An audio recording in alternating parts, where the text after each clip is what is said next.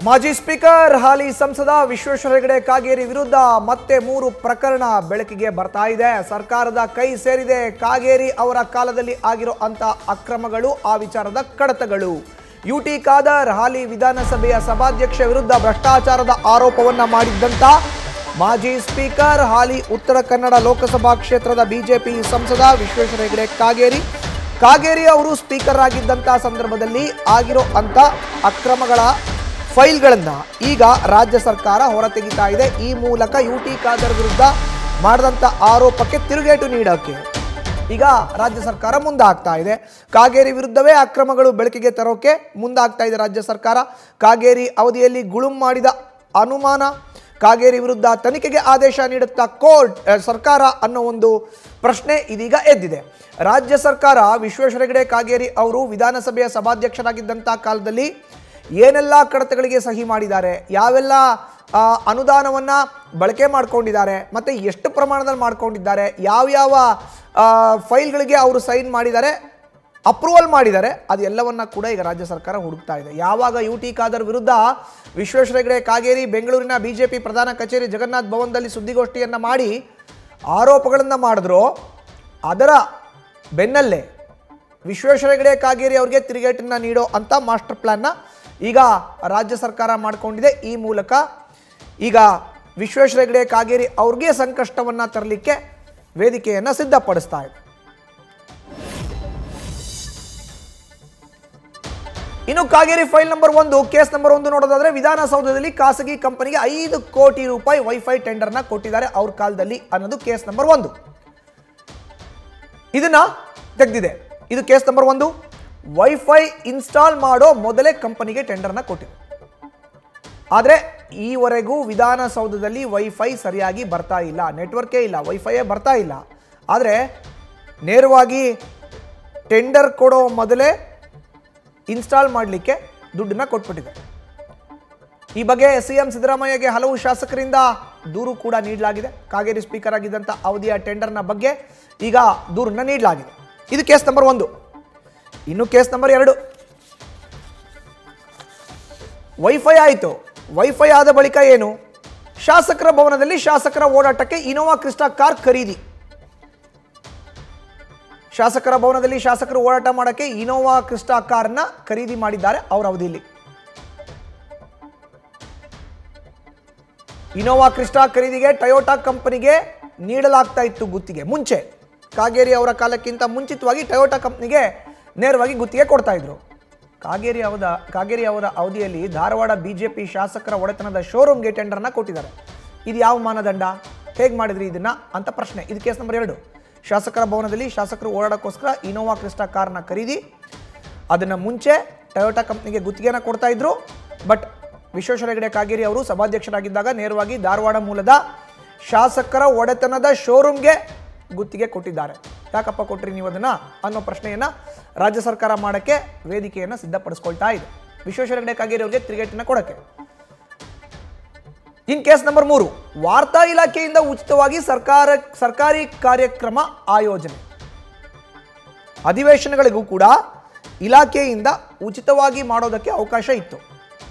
ಆದರೆ ಸರ್ಕಾರಿ ಸ್ವಾಮ್ಯದ ಚಾಲನೆಗೆ ವರ್ಷಕ್ಕೆ 3 ಕೋಟಿ ರೂಪಾಯಿ ಪ್ರಸಾರದ ಟೆಂಡರ್ನ ಇವರ ಅವಧಿಯಲ್ಲಿ ಕೊಟ್ಟಿದ್ದಾರಂತೆ. ಕಾಗೇರಿ ಅವರ ಅವಧಿಯಲ್ಲಿ 3 ಕೋಟಿ ರೂಪಾಯಿಗೆ ಪ್ರಸಾರದ ಟೆಂಡರ್ ಕೊಟ್ಟ ಬಗ್ಗೆಯೂ ಕೂಡ ತನಿಖೆಗೆ ಈಗ ಪ್ಲಾನ್ನ ಮಾಡ್ಕೊಳ್ತಿದ್ದಾರೆ. ಈ ಮೂಲಕ ಕಾಗೇರಿ ಸ್ಪೀಕರ್ ಆಗಿದ್ದ ಅವಧಿಯಲ್ಲಿ ಕರೆದಿದ್ದಂಥ ಟೆಂಡರ್ನ ಬಗ್ಗೆ ತನಿಖೆಗೆ ಸಜ್ಜಾಗಿದೆ ರಾಜ್ಯ ಸರ್ಕಾರ ಅಂತ ಹೇಳಲಾಗ್ತಾ ಇದೆ.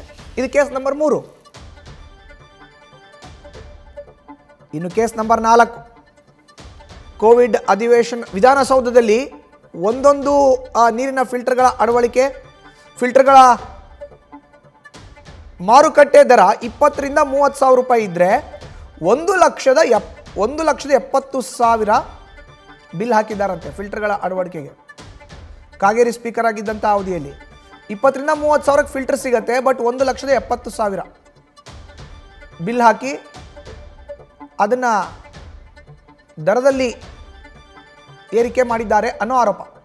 5ನೇದು. ಇನ್ನು ಕೇಸ್ ನಂಬರ್ 5ರಲ್ಲಿ ವಿಧಾನಸೌಧದಲ್ಲಿ ಒಂದೊಂದು ಫಿಲ್ಟರ್ಗಳ ಅಳವಡಿಕೆಯಲ್ಲೂ ಕೂಡ ಅಕ್ರಮ ಆಗಿದೆ ಅನ್ನೋ ಆರೋಪ. ವಿಶ್ವೇಶ್ವರ ಹೆಗಡೆ ಕಾಗೇರಿ ಅವರ ಟೈಮ್ನಲ್ಲಿ. ಇನ್ನು ಕೋವಿಡ್ ವೇಳೆ ಅಧಿವೇಶನದಲ್ಲಿ ಮಾತ್ರ ವಿಧಾನಸೌಧವನ್ನು ಸ್ಯಾನಿಟೈಸೇಷನ್ ಮಾಡಿಸಲಾಗಿತ್ತು. ಅನಾವಶ್ಯಕವಾಗಿ ಸ್ಯಾನಿಟೈಸೇಷನ್ ಮಾಡಿಸಲು ಕೋಟ್ಯಾಂತರ ರೂಪಾಯಿ ಖರ್ಚನ್ನು ಮಾಡಿದ್ದಾರೆ. ಬೇರೊಂದು ಕಂಪನಿಗೆ ಪ್ರತಿ ದಿನದಂತೆ 4 ತಿಂಗಳ ಕಾಲ ಹಣ ನೀಡಿದ್ದಾರೆ ಕಾಗೇರಿ ಅವರು. ಈ ಮೂಲಕ ಕೋಟ್ಯಾಂತರ ರೂಪಾಯಿ ಖರ್ಚಾಗಿದೆ ಸ್ಯಾನಿಟೈಸೇಷನ್ಗೋಸ್ಕರನೇ ವಿಧಾನಸೌಧದಲ್ಲಿ, ಅದರಲ್ಲೂ ಯಾವಾಗ ಅಧಿವೇಶನ ನಡೆಯುವಂಥ ಸಂದರ್ಭದಲ್ಲಿ. ಇದು ಮತ್ತೊಂದು ಕೇಸ್. ಇದು ಆದ ಬಳಿಕ ಕಿಯೋನಿಕ್ಸ್ ಮೂಲಕ ವಿಧಾನಸೌಧದ ಡಿಜಿಟಲೈಸೇಷನ್ಗೆ ಪ್ರಕ್ರಿಯೆ. 295 ಕೋಟಿ ರೂಪಾಯಿ ವೆಚ್ಚದ ಟೆಂಡರ್ನಲ್ಲಿ ಖಾಸಗಿ ಕಂಪನಿಯಿಂದ ಈ ಪ್ರಕ್ರಿಯೆಯನ್ನು ಮಾಡಿದ್ದಾರೆ. 295 ಕೋಟಿ ವೆಚ್ಚದ ಟೆಂಡರ್ನಲ್ಲಿ ಖಾಸಗಿ ಕಂಪನಿಯಿಂದ ಪ್ರಕ್ರಿಯೆ ಆಗಿದೆ. ಬಳಿಕ FD ಫೈನಾನ್ಸ್ ಡಿಪಾರ್ಟ್ಮೆಂಟ್ ಕೈ ಬಿಡಲಾಗಿದ್ದಂಥ ಡಿಜಿಟಲೈಸೇಷನ್ ಪ್ರಕ್ರಿಯೆ ಬಗ್ಗೆ ತನಿಖೆಯನ್ನು ಮಾಡಬೇಕು. ಕಾಗೇರಿ ಸ್ಪೀಕರ್ ಆಗಿದ್ದಂಥ ಅವಧಿಯಲ್ಲಿನ ಡಿಜಿಟಲೈಸೇಷನ್ ಪ್ರಕ್ರಿಯೆ. ಹೆಚ್ಚಿನ ಮಾಹಿತಿ ನೀಡ್ತಾರೆ ನಮ್ಮ ಪ್ರತಿನಿಧಿ ಶಿವಪ್ರಸಾದ್. ಈಗ ನ್ಯೂಸ್ ಡೆಸ್ಕಿಂದ ನೇರ ಸಂಪರ್ಕಕ್ಕೆ ಜಾಯ್ನ್ ಆಗಿದ್ದಾರೆ. ಶಿವಪ್ರಸಾದ್, ಯಾವಾಗ ವಿಶ್ವೇಶ್ವರ ಹೆಗಡೆ ಕಾಗೇರಿ ಅವರು ಬಿಜೆಪಿ ಕಚೇರಿಯಲ್ಲಿ ಸಾಲು ಆರೋಪವನ್ನ ಸ್ಪೀಕರ್ ವಿರುದ್ಧ ಮಾಡಿದ್ರು, ಈಗ ಮಾಜಿ ಸ್ಪೀಕರ್ ವಿರುದ್ಧ ಅವರ ಕಾಲದಲ್ಲಿನ ಫೈಲ್ಗಳನ್ನ ಆಚೆ ತೆಗಿತಾ ಇದ್ದಾರೆ. 6 ಫೈಲ್ ಸಿಕ್ಕಿದೆಯಂತೆ ಈಗ.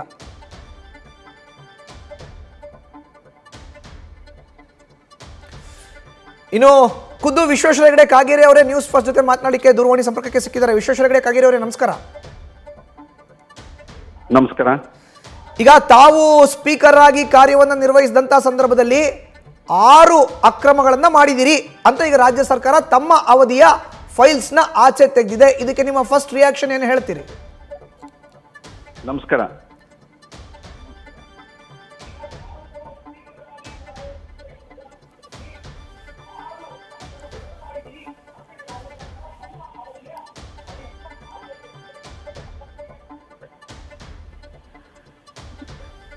ರಾಜ್ಯ ಸರ್ಕಾರದಲ್ಲಿ ಈ ವಿಷಯವನ್ನ ಅಧಿಕೃತವಾಗಿ ಯಾರು ಹೇಳಿದ್ರು ಅನ್ನುವಂಥದ್ದು ನನಗಿನ್ನೂ ಸ್ಪಷ್ಟ ಆಗ್ತಾ ಇಲ್ಲ. ಸ್ಪೀಕರ್ ಅವರ ಕಚೇರಿಯಿಂದ ಈ ಮಾಹಿತಿಗಳು ಬಂದಿದೆಯೋ ಅಥವಾ ರಾಜ್ಯ ಸರ್ಕಾರದ ಯಾವುದಾದ್ರೂ ಮೂಲದಿಂದ ಈ ಮಾಹಿತಿಯನ್ನ ತಾವು ತೆಗೆದುಕೊಂಡಿದ್ದೀರೋ, ಇದು ಯಾವುದ್ರ ಬಗ್ಗೂ ಮೊದಲು ಸ್ಪಷ್ಟತೆ ಇಲ್ಲ. ಏನೇ ಆಗಿದ್ದಿದ್ರು ಇದು ನಿರೀಕ್ಷಿತವಾದಂತಹ ಒಂದು ಸಂದರ್ಭ. ಯಾಕೆಂದ್ರೆ UT ಖಾದರ್ ಅವರು ಆಡಳಿತದ ಸುಧಾರಣೆಯ ಹೆಸರಿನಲ್ಲಿ ಅವರು ಏನೇನು ಕಾರ್ಯವನ್ನ ಮಾಡಿದಾರೋ ಅದೆಲ್ಲವನ್ನು ಪತ್ರಿಕಾಗೋಷ್ಠಿಯಲ್ಲಿ ನಾನು ವಿವರವಾಗಿ ಹೇಳಿದ್ದೇನೆ. ಆದ ನಂತರ ಹೀಗೆಲ್ಲ ಹೇಳ್ತಾರೆ ರಾಜಕೀಯವಾಗಿ ಅನ್ನುವಂಥದ್ದು ಇದು ನಿರೀಕ್ಷಿತ. ಇದು ಈಗ ನಂದು ಒಂದೇ ಒಂದು, ಅದು ಏನೇನು ಆಗಿದೆಯೋ ನನ್ನ ಅವಧಿಯಲ್ಲಿ ನೀವು ಅದನ್ನೂ ಸೇರಿಸಿ, ಈ 2.5 ವರ್ಷದ ಅವಧಿಯನ್ನೂ ಸೇರಿಸಿ ಈಗ ಹಾಲಿ ನ್ಯಾಯಾಧೀಶರಿಂದ ಅದು ತನಿಖೆಗೆ ಒಳಪಡಿಸಿ, ಕಾಗೇರಿಯವರ ಅವಧಿದೂ ಸೇರಿಸಿ, UT ಖಾದರ್ ಅವಧಿದನ್ನು ಸೇರಿಸಿ ಅದು ನ್ಯಾಯಾಂಗ ತನಿಖೆ ಆಗ್ಲಿ ಅಂತ ನಾನು ಅಪೇಕ್ಷಿಸ್ತೇನೆ. ಕಾಗೇರಿ ಅವರೇ 6 ಆರೋಪಗಳನ್ನ ಈಗ ತಮ್ಮ ವಿರುದ್ಧ ಮಾಡ್ತಾ ಇದ್ದಾರೆ. ತಾವು ಬಿಜೆಪಿ ಕಚೇರಿಯಲ್ಲಿ ಸಾಲು ಆರೋಪವನ್ನ ಮಾಡಿದ್ರಿ. ಅಂದ್ರೆ ಆರೋಪಕ್ಕೆ ಇದು ಪ್ರತ್ಯಾರೋಪ. ತಾವು ಕೂಡ ಈಗ ಸ್ಪೀಕರ್ ಆಗಿ ಕಾರ್ಯನಿರ್ವಹಿಸಿದಂಥವ್ರು, ಹಾಲಿ ಸಂಸದರಾಗಿದ್ದೀರಿ. ಇದನ್ನ ಯಾವ ರೀತಿ ನೋಡಕ್ಕೆ ಇಷ್ಟಪಡ್ತೀರಿ? ನೀವು ಹೇಳಿದ್ರಿ ಅಫ್ಕೋರ್ಸ್ ಇದು ಆರೋಪಕ್ಕೆ ಪ್ರತ್ಯಾರೋಪ ಅಂತ. ಯಾವ ತರ ನೋಡ್ತೀರಿ ಇದು?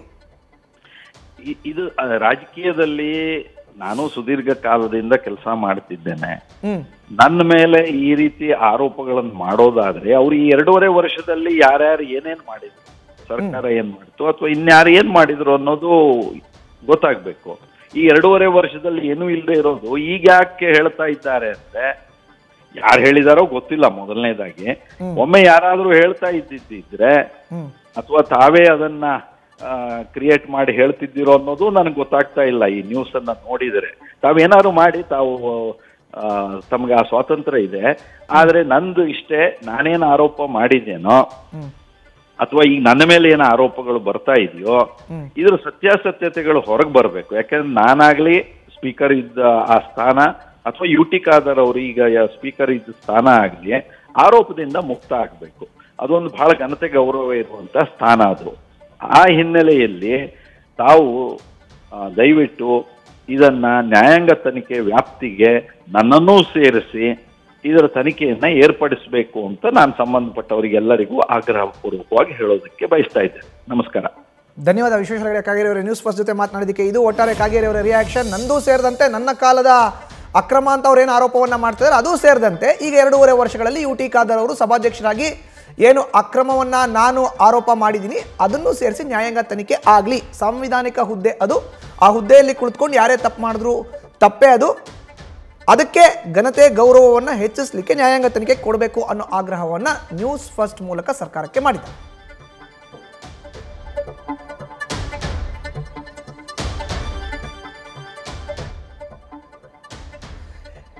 ಇನ್ನು ಇದೇ ವಿಷಯಕ್ಕೆ ಸಂಬಂಧಪಟ್ಟಂತೆ ಹೆಚ್ಚಿನ ಮಾಹಿತಿ ನೀಡ್ತಾರೆ ನಮ್ಮ ಪ್ರತಿನಿಧಿ ಶಿವಪ್ರಸಾದ್. ಈಗ ದೂರವಾಣಿ ಸಂಪರ್ಕಕ್ಕೆ ಸಿಕ್ಕಿದ್ದಾರೆ. ಶಿವಪ್ರಸಾದ್, ಈಗಾಗಲೇ ವಿಶ್ವೇಶ್ವರ ಹೆಗಡೆ ಕಾಗೇರಿ ಅವರು ಕೂಡ ರಿಯಾಕ್ಟ್ ಮಾಡಿದ್ದಾರೆ. ನ್ಯಾಯಾಂಗ ತನಿಖೆಗೆ ಪ್ರಕರಣವನ್ನು ಕೊಡಲಿ, ನನ್ನ ಅವಧಿಯೂ ಸೇರಿದಂತೆ ನನ್ನ ವಿರುದ್ಧ ಕೇಳಿ ಬಂದಿರುವಂಥ ಆರೋಪ ಜೊತೆಗೆ ಕಳೆದ 2.5 ವರ್ಷಗಳಲ್ಲಿ UT ಖಾದರ್ ಅವರ ಕಾಲದಲ್ಲಿ ಆಗಿರುವಂಥ ಅವ್ಯವಹಾರದ ಆರೋಪವನ್ನು ನಾನೇನು ಮಾಡಿದ್ದೇನೆ ಎಲ್ಲವೂ ಕೂಡ ನ್ಯಾಯಾಂಗ ತನಿಖೆ ಕೊಡಲಿ ಅನ್ನೋದು ಅವರ ಮಾತು. ಖಂಡಿತವಾಗಿ ಮಧುಸೂದನ್, ಈಗಾಗಲೇ ನ್ಯಾಯಾಂಗ ತನಿಖೆಗೆ ಆಗ್ರಹ ಮಾಡಿದ್ರು ಸಹಿತವಾಗಿ ಇಂದು CM ಸಿದ್ದರಾಮಯ್ಯ ಅವರನ್ನು ಕೂಡ ಈಗ ಕಾಗೇರಿ ಅವರು ಭೇಟಿಯಾಗಲಿದ್ದಾರೆ. ಇವತ್ತು ಭೇಟಿಯಾಗಿ ಈ ವಿಚಾರ ಕುರಿತಂತೆ ಏನು ಕಾಗೇರಿ ಅವರು ಸಭಾಧ್ಯಕ್ಷರಾಗಿದ್ದ ಅಂತ ಅವಧಿಯಲ್ಲಿ ಆಗಿರ್ತಕ್ಕಂಥ ಅಕ್ರಮಗಳ ಬಗ್ಗೆ ಈಗ ಸರ್ಕಾರ ಏನು ಇದರ ತನಿಖೆಗೆ ಮುಂದಾಗಿದೆ. ಅನೇಕ ಕಾಂಗ್ರೆಸ್ನ ಶಾಸಕರುಗಳು ಕೂಡ ಈ ವಿಚಾರ ಕುರಿತಂತೆ ತಾವು ಗಮನ ಹರಿಸಬೇಕು ಎಂಬತಕ್ಕಂಥ ಮನವಿಯನ್ನು ಕೂಡ CM ಸಿದ್ದರಾಮಯ್ಯ ಅವರಿಗೆ ಮಾಡಿದ್ರು. ಇದರ ಬೆನ್ನಲ್ಲೇ ಇವತ್ತು CM ಸಿದ್ದರಾಮಯ್ಯ ಅವರನ್ನ ಭೇಟಿಗೆ ಕಾಗೇರಿ ಅವರು ಮುಂದಾಗಿದ್ದಾರೆ. ಆ ಮೂಲಕ ತಮ್ಮ ಸಭಾಧ್ಯಕ್ಷರ ಅವಧಿಯಲ್ಲಿ ಆಗಿದ್ದಂಥ ಅಕ್ರಮಗಳ ಏನು ಈ ಕೂಗು ಕೇಳಿ ಬರ್ತಾ ಇದೆ, ಈ ವಿಚಾರ ಕುರಿತಂತೆ ಖುದ್ದು CM ಸಿದ್ದರಾಮಯ್ಯ ಅವರನ್ನ ಭೇಟಿಯಾಗಿ ಮಾತುಕತೆಯನ್ನು ಕೂಡ ನಡೆಸಲಿದ್ದಾರೆ ಎಂಬತಕ್ಕಂಥ ಮಾಹಿತಿ ಲಭ್ಯವಾಗ್ತಾ ಇದೆ. ಸದ್ಯ ಈಗಾಗಲೇ ಮೇಲ್ನೋಟಕ್ಕೆ ಅನೇಕ ನೂರಾರು ಕೋಟಿ ರೂಪಾಯಿಗಳ ಭ್ರಷ್ಟಾಚಾರ ಅಂದ್ರೆ ತಾವು ಸಭಾಧ್ಯಕ್ಷರ ಅವಧಿಯಲ್ಲಿ ಆಗಿರ್ತಕ್ಕಂಥದ್ದು ಮತ್ತೆ ಅಧಿಕಾರ ಪ್ರಭಾವವನ್ನ ಬೀರಿ ಕೆಲವೊಂದಿಷ್ಟು ವಿಧಾನಸೌಧ ಇರ್ಬೋದು ಮತ್ತೆ ಅದನ್ನ ಸ್ಯಾನಿಟೈಸ್ ಮಾಡ್ತಕ್ಕಂಥ ವಿಚಾರ ಮತ್ತೆ ಕಾರುಗಳ ಖರೀದಿ ವಿಚಾರ, ವಾಟರ್ ಫಿಲ್ಟರ್ ಅನ್ನ ಅಳವಡಿಕೆ ಮಾಡ್ತಕ್ಕಂಥ ವಿಚಾರದಲ್ಲಿ ಸಾವಿರಾರು ಕೋಟಿ ರೂಪಾಯಿಗಳ ಅಕ್ರಮದ ಏನು ಈ ರೀತಿ ಟೆಂಡರ್ ಅನ್ನ ಅಕ್ರಮವಾಗಿ ಕೊಡಿಸಿದ್ದಾರೆ. ಈ ವಿಚಾರ ಕುರಿತಂತೆ ಕಾಂಗ್ರೆಸ್ನ ಶಾಸಕರುಗಳು ಕೂಡ ಆಗ್ರಹ ಮಾಡಿದ್ರು. ಹಾಗಾಗಿ CM ಸಿದ್ದರಾಮಯ್ಯ ಅವರನ್ನ ಇವತ್ತು ಭೇಟಿಯಾಗಿ ಕಾಗೇರಿ ಅವರು ಮಾತುಕತೆಯನ್ನು ನಡೆಸಲಿದ್ದಾರೆ ಎಂಬತಕ್ಕಂಥ ಮಾಹಿತಿ ಲಭ್ಯವಾಗ್ತಾ ಇದೆ. ಈ ಸಂದರ್ಭದಲ್ಲಿ ಈಗಾಗಲೇ ಸರ್ಕಾರ ಶತಾಯಗತೆಯ ವಿಚಾರಗಳ ಕುರಿತಂತೆ ಕಡತಗಳನ್ನು ಕೂಡ ತರಿಸಿಕೊಂಡಿದ್ದು ಈ ವಿಚಾರ ಕುರಿತಂತೆ ಮಾಹಿತಿಯನ್ನು ಕೂಡ ಕಲೆ ಆಗ್ತಾ ಇದೆ. ಈ ಪ್ರಕರಣವನ್ನ ಅಂದ್ರೆ ಕಾಗೇರಿ ಅವರು ಸಭಾಧ್ಯಕ್ಷರಾಗಿದ್ದಂತ ಅವಧಿಯಲ್ಲಿ ಆಗಿರ್ತಕ್ಕಂಥ ಅಕ್ರಮಗಳನ್ನ ಯಾವ ತನಿಖಾ ಸಂಸ್ಥೆಯಿಂದ ಮಾಡಿಸಬೇಕು ಎಂಬತಕ್ಕಂಥ ನಿಟ್ಟಿನಲ್ಲಿ ಸರ್ಕಾರ ಚಿಂತನೆ ನಡೆಸಿದೆ. ಇದರ ಬೆನ್ನಲ್ಲೇ ಇವತ್ತು ಕಾಗೇರಿ ಅವರು CM ಸಿದ್ದರಾಮಯ್ಯ ಅವರನ್ನ ಭೇಟಿ ಮಾಡಿ ಯಾವ ವಿಚಾರಗಳನ್ನ ಮನವರಿಕೆ ಮಾಡಿಕೊಡ್ತಾರೆ ಅಂದ್ರೆ ತಾವು ಸಭಾಧ್ಯಕ್ಷರಾಗಿದ್ದಂತ ಅವಧಿಯಲ್ಲಿ ಪಾರದರ್ಶಕವಾಗಿ ನಡ್ಕೊಳ್ಳಲಾಗಿದೆ, ಯಾವುದೇ ಅಕ್ರಮ ಮಾಡಿಲ್ಲ ಅಂತಕ್ಕಂಥ ಸಬೂಬನ್ನು ಏನಾದರೂ ಹೇಳ್ತಾರ ಅಥವಾ ಸರ್ಕಾರ ಈ ಮೊದಲೇ ಚಿಂತನೆ ಮಾಡಿದಂತೆ ಯಾವುದಾದ್ರೂ ನ್ಯಾಯಾಂಗ ತನಿಖೆ ಮೂಲಕ ಈ ರೀತಿಯ ಅಕ್ರಮಗಳಾದಂಥ ಸಂದರ್ಭದಲ್ಲಿ ಸರ್ಕಾರ ಗಂಭೀರವಾಗಿ ಪರಿಗಣಿಸಿ ಶತಾಯಗತೆ ಈ ಪ್ರಕರಣಕ್ಕೆ ತಾರ್ಕಿಕ ಅಂತ್ಯ ಕೊಡಬೇಕು ಎಂಬತಕ್ಕಂಥದ್ದನ್ನು ಕೂಡ ನಿರ್ಧಾರ ಮಾಡಿದೆ ಎಂಬುದನ್ನು ಕೂಡ ಕಾದು ನೋಡಬೇಕಾಗಿದೆ. ಸದ್ಯ ಈಗ ಕಾಗೇರಿ ಅವರು ಸ್ಪೀಕರ್ ಆಗಿದ್ದಂಥ ಅವಧಿ ಜೊತೆಗೆ ಖಾದರ್ ಅವರು ಆಗಿರ್ತಕ್ಕಂಥ ಅವಧಿಯ ನ್ಯಾಯಾಂಗ ತನಿಖೆಗೆ ಆಗ್ರಹಿಸಿದ್ರು ಕೂಡ ಈ ಪ್ರಕರಣದಲ್ಲಿ ಸರ್ಕಾರ ಏನ್ ಚಿಂತನೆ ಮಾಡಲಿದೆ ಎಂಬುದನ್ನು ಕೂಡ ಈಗ ಕಾದು ನೋಡಬೇಕಾಗಿದೆ. ಮಧುಸೂದನ್, ನ್ಯೂಸ್ ಫಸ್ಟ್ ನಿರ್ಭೀತಿಯಿಂದ ನಿಮ್ಮ ಪರವಾಗಿ.